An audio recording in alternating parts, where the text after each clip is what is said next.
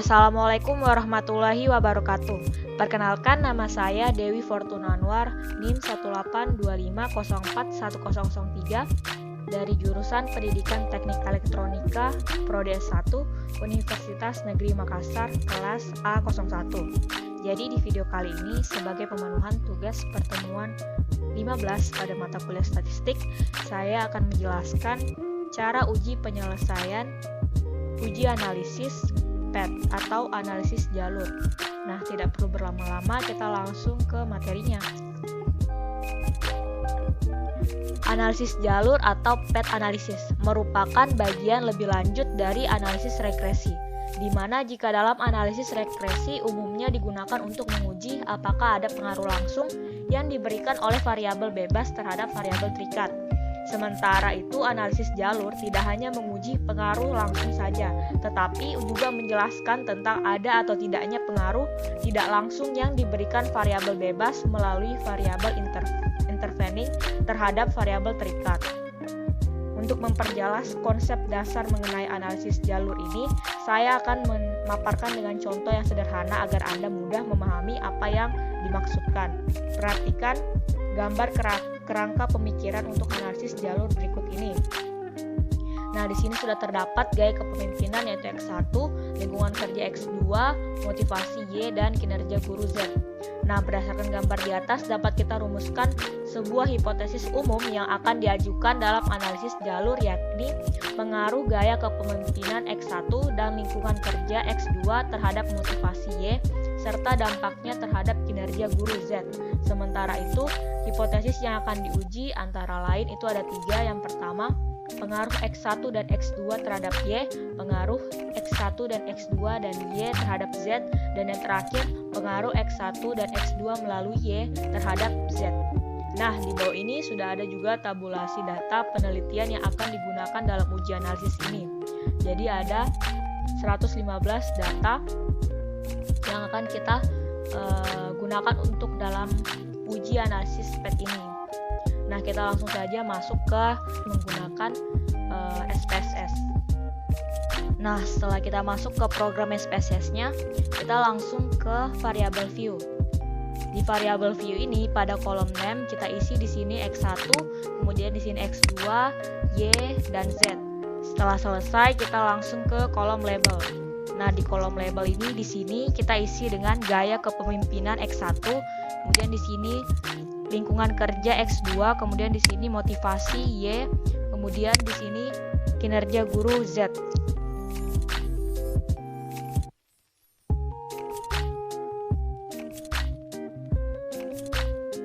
Setelah selesai, pada kolom type with decimal values missing columns align measure itu tidak usah diperhatikan, biarkan tetap default dan tidak perlu diubah karena sudah otomatis menyesuaikan jenis data yang dipakai. Nah, kita langsung saja masuk ke data view. Di data view ini sudah terdapat 4 variabel kan. Nah, di sini kita isi dengan data tabulasi yang ada di Word tadi. Nah, dari data Word ini kita copy kemudian kita paste ke SPSS.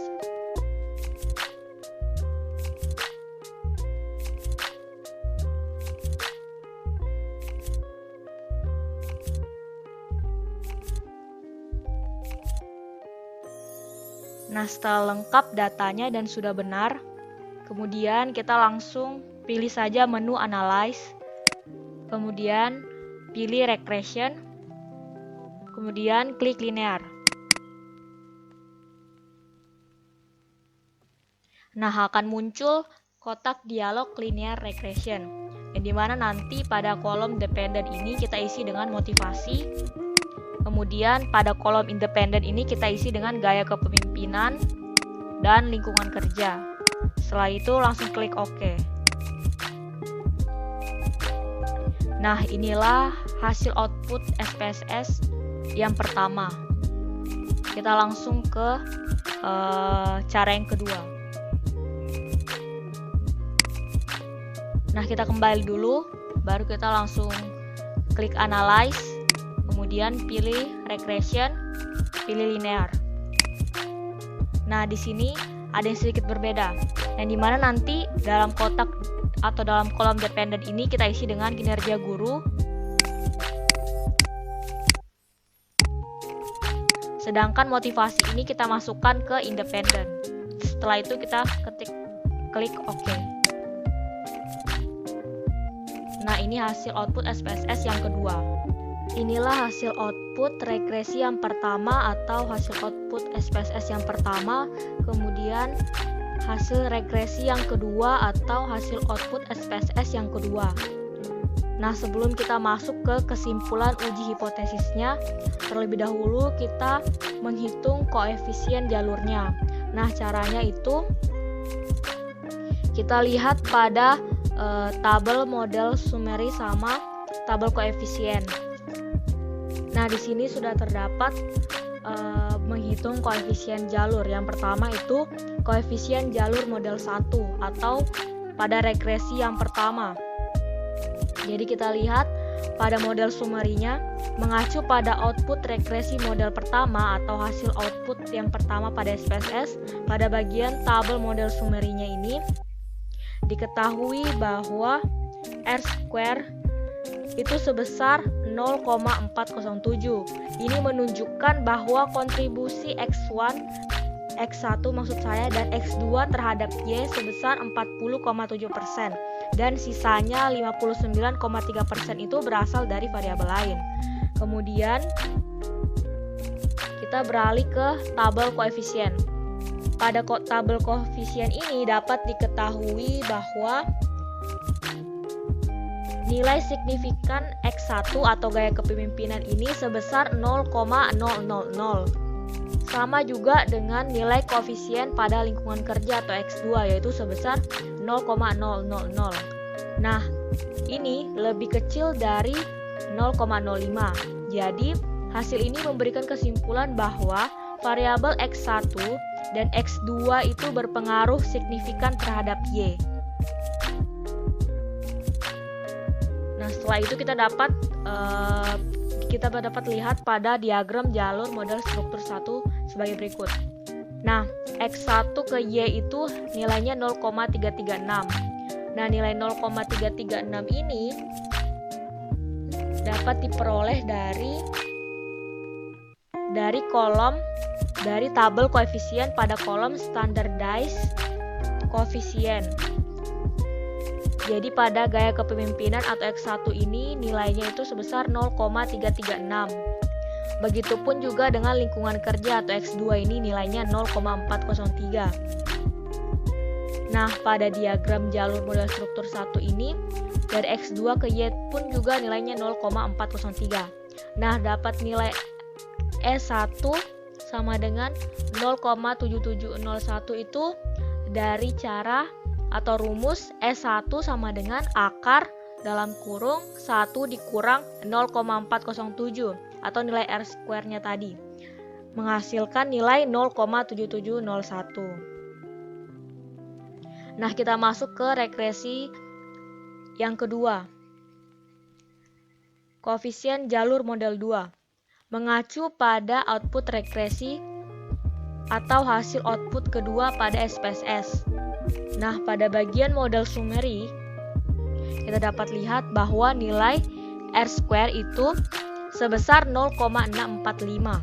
Ini menunjukkan bahwa kontribusi X1, X2, dan Y itu terhadap Z sebesar 63,5% dan sisanya 37,5% itu berasal dari variabel lain. Kemudian kita masuk ke tabel koefisien. Nah, pada tabel ini diketahui bahwa nilai signifikan X1 atau gaya kepemimpinan itu sebesar 0,26. Kemudian nilai signifikan lingkungan kerja atau X2 itu sebesar 0,43. Dan terakhir nilai signifikan motivasi atau Y itu sebesar 0,000. Yang dimana ini ketiganya ternyata lebih kecil dari 0,05. Jadi hasil ini memberikan kesimpulan bahwa variabel X1, X2, dan Y berpengaruh signifikan terhadap Z. Nah, kita dapat lihat pada diagram diagram jalur struktur model 2 sebagai berikut. Nah, kita lihat ini seperti tadi X1 ke Y itu 0,336 terdapat pada standardized coefficient pada tabel koefisien regresi yang pertama itu 0,336, X2 juga 0,403. X1 ke Z itu dapat kita lihat pada standardized coefficient pada tabel koefisien regresi yang kedua itu sebesar 0,156. Kemudian X2 ke Z itu 0,146 sesuai dengan tabel koefisien regresi yang kedua yaitu 0,146. Kemudian Y ke Z itu 0,612. 0,612. Kemudian yang terakhir nilai E2 itu didapat dengan cara rumus E2 sama dengan akar dalam kurung 1 dikurang 0,645 atau R square pada model summary regresi yang kedua. Itu hasilnya sama dengan 0,5958. Nah, setelah selesai pada koefisien menghitung jalur, kita langsung masuk ke tahap uji hipotesis dan pembuatan kesimpulan. Jadi kita masuk pada hipotesis pertama, yaitu analisis pengaruh X1 terhadap Y. Jadi dari analisis di atas kan diperoleh pada nilai signifikan X1 itu sebesar 0,00, yang dimana lebih kecil daripada 0,05. Jadi dapat disimpulkan bahwa secara langsung terdapat pengaruh signifikan X1 terhadap Y. Ini terdapat pada tabel koefisien regresi model 1. Kemudian hipotesis kedua, analisis pengaruh X2 terhadap Y. Jadi dari analisis di atas diperoleh nilai signifikansi X2 sama dengan 0,000. Itu lebih kecil daripada 0,05. Jadi dapat disimpulkan bahwa secara langsung terdapat pengaruh signifikan antara X2 terhadap Y. Ini juga terdapat pada nilai signifikansinya itu terdapat pada tabel koefisien regresi model 2. Kemudian kita masuk ke hipotesis ketiga, analisis pengaruh X1 terhadap Z. Dari analisis ini di atas diperoleh nilai signifikansi X1 sebesar 0,026. Itu lebih kecil daripada 0,05. Jadi dapat disimpulkan bahwa secara langsung terdapat pengaruh signifikan X1 terhadap Z. Ini dapat dilihat nilai signifikansinya itu pada tabel koefisien regresi model 2. Terus hipotesis keempat, analisis pengaruh X2 terhadap Z. Jadi dari analisis di atas diperoleh nilai signifikansi X2 sama dengan 0,043. Itu lebih kecil daripada 0,05. Jadi dapat disimpulkan bahwa secara langsung terdapat pengaruh signifikan X2 terhadap Z. Ini juga dapat dilihat pada tabel koefisien regresi model 2. Nilai signifikansinya. Kemudian masuk ke hipotesis kelima. Analisis pengaruh Y terhadap Z. Jadi dari analisis di atas diperoleh nilai signifikansi Y sebesar 0,000. Itu lebih kecil daripada 0,05. Jadi dapat disimpulkan bahwa secara langsung terdapat pengaruh signifikan Y terhadap Z. Ini juga dapat dilihat pada tabel koefisien regresi model 2. Kita masuk ke hipotesis ke-6. Analisis pengaruh X1 melalui Y terhadap Z. Jadi pada tabel koefisien regresi model 2 atau hasil output SPSS kedua diketahui pengaruh langsung yang diberikan X1 terhadap Z atau jalur X1 ke Z sebesar 0,156. Kita dapat lihat di sini X1 ke Z itu sebesar 0,156. Kemudian sedangkan pengaruh tidak langsung X1 melalui Y terhadap Z adalah perkalian antara beta X1 terhadap Y atau jalur X1 ke Y. dengan nilai beta Y terhadap Z atau jalur Y ke Z, yaitu 0,336 dikali 0,612 sama dengan 0,206. Kita dapat lihat di sini X2 ke Y X1 ke Y itu 0,336, kemudian jalur Y ke Z itu sebesar 0,612. Jika dikalikan hasilnya itu tadi adalah 0,206. Nah, berdasarkan hasil perhitungan ini diketahui bahwa nilai pengaruh langsung sebesar 0,156 dan pengaruh tidak langsung sebesar 0,206, yang dimana nilai pengaruh langsung ini lebih kecil dibandingkan pengaruh tidak langsung. Jadi kesimpulannya itu adalah secara tidak langsung X1 melalui Y mempunyai pengaruh signifikan terhadap Z. Nah, kita masuk ke hipotesis terakhir, analisis pengaruh X2 melalui Y terhadap Z. Nah, pada tabel koefisien regresi model 2 diketahui pengaruh langsung yang diberikan X2 terhadap Z itu atau jalur X2 ke Z sebesar 0,146. Nah, kita dapat lihat pada diagram jalur model struktur kedua. Jadi X2 ke Z itu sebesar 0,146. Kemudian sedangkan pengaruh tidak langsung X2 melalui Y terhadap Z adalah perkalian antara beta X2 terhadap Y atau jalur X2 ke Y dengan nilai beta Y terhadap Z atau jalur Y ke Z, yaitu 0,403 dikalikan 0,612 sama dengan 0,247. Nah, kita dapat lihat pada diagram ini X2 ke Y itu 0,403, kemudian Y ke Z itu sebesar 0,612 dan didapatkan hasilnya itu 0,247. Nah, berdasarkan hasil perhitungan ini diketahui bahwa nilai pengaruh langsung sebesar 0,146 dan pengaruh tidak langsung sebesar 0,247, yang dimana nilai pengaruh langsung ini lebih kecil dibandingkan pengaruh tidak langsung. Jadi dapat disimpulkan bahwa secara tidak langsung X2 melalui Y mempunyai pengaruh signifikan terhadap Z.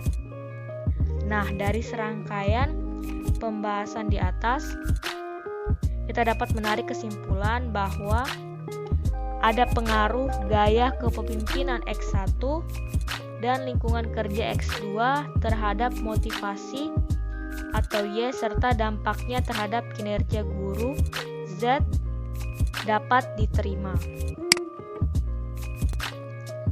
Nah, itulah tadi hasil dari penjelasan saya tentang analisis PET atau PET analisis. Lebih dan kurangnya saya minta maaf. Wabillahi taufiq wal hidayah. Wassalamualaikum warahmatullahi wabarakatuh.